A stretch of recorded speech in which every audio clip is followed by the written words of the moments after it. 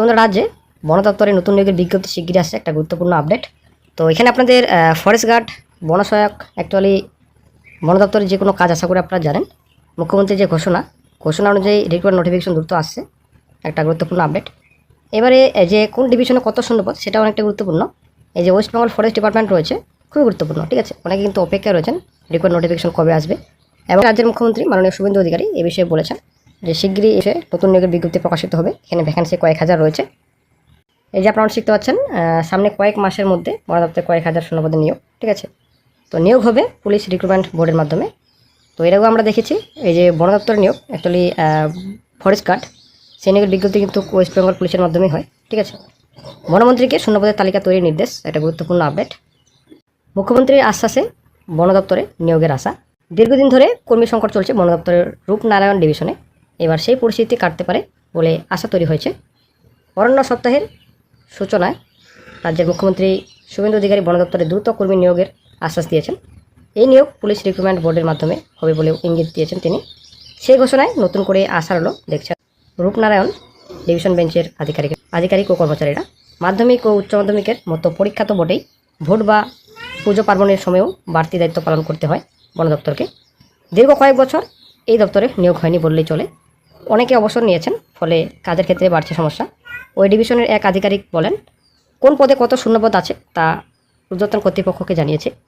আশা করি শীঘ্রই সেগুলি পূরণ হবে।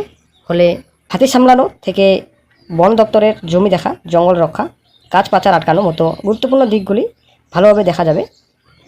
অন্যান্য কাজও সুষ্ঠুভাবে হবে। সূত্রের খবর, রূপনারায়ণ ডিভিশন বেঞ্চের 5টি রেঞ্জের মোট 20টি বিট অফিস রয়েছে। এছাড়া রয়েছে 4টি ডিপো, কাঠের গুদাম সহ অন্যান্য আরও কিছু বিভাগ। এই ডিভিশনে মোট স্থায়ী পদ 145টি, বাস্তবে আছেন মাত্র 62 জন, বাকি সব শূন্য। ডিভিশনাল অফিস, রেঞ্জ ও বিট অফিস সব জায়গাতে শূন্যপদ আছে। সবচেয়ে বেশি সমস্যা হচ্ছে ফিল্ড লেভেল স্টাফ, অর্থাৎ তৃণমূল স্তরে কর্মীর সংখ্যা কমে যাওয়া। এই স্তরে মূলত বিট অফিসার, ফরেস্ট গার্ডেরা কাজ করেন। সাধারণ মানুষের সঙ্গে সরাসরি যোগাযোগ রাখেন তারা। বন সুরক্ষা কমিটির সঙ্গে নিয়মিত বৈঠক করা, তাদের ক্ষোভ সামলানোর মতো কাজ করেন।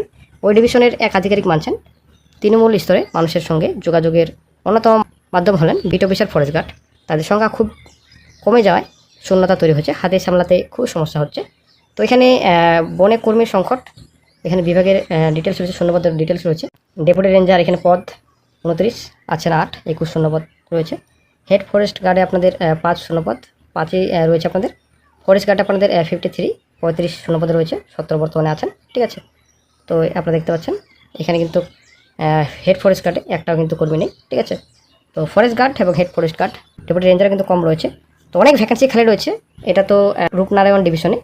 আর অন্য ডিভিশনে যে কত শূন্যপদ রয়েছে সেটাই হচ্ছে ব্যাপার। প্রচুর শূন্যপদ রয়েছে, মোটামুটি কয়েক হাজার শূন্যপদের বিজ্ঞপ্তি প্রকাশিত হবে শিগগিরই। এখানে যে এর আগে রাজ্য সরকার আমলে বনসহায়ক নিয়োগ হয়েছিল, তো সহায়ক পদেও হতে কিছু ভ্যাকেন্সি প্রকাশিত হতে পারে। তো বনসহায়ক তো প্রচুর ঘাপলা এর আগে ছিল, এর আগে রাজ্য সরকার আমলে। এখন কী হবে সেটা এখন দেখার বিষয়। তো শিগগিরই হয়তো নোটিফিকেশন আসবে। এবং ডিভিশনে কিন্তু প্রচুর শূন্যপদ রয়েছে। এদিকে হয়তো আপনারা অষ্টম শ্রেণী পাস থেকে শুরু করে মাধ্যমিক পাস, হায়ার কোয়ালিফিকেশন পর্যন্ত আপনারা আবেদন করতে পারবেন। তবে যতদূর মনে হয় এই মাস তো এইভাবে চলে যাচ্ছে। তো মোটামুটি আপনারা ধরে রাখুন পুজোর আগে, ঠিক আছে। পুজোর আগে হয়তো নোটিশ প্রকাশিত হতে পারে এই ফরেস্ট রিক্রুটমেন্ট বিষয়ে। তো আশা করছি পুজোর আগে একটা গুরুত্বপূর্ণ আপডেট পাওয়া যেতে পারে ফরেস্টের ব্যাপারে।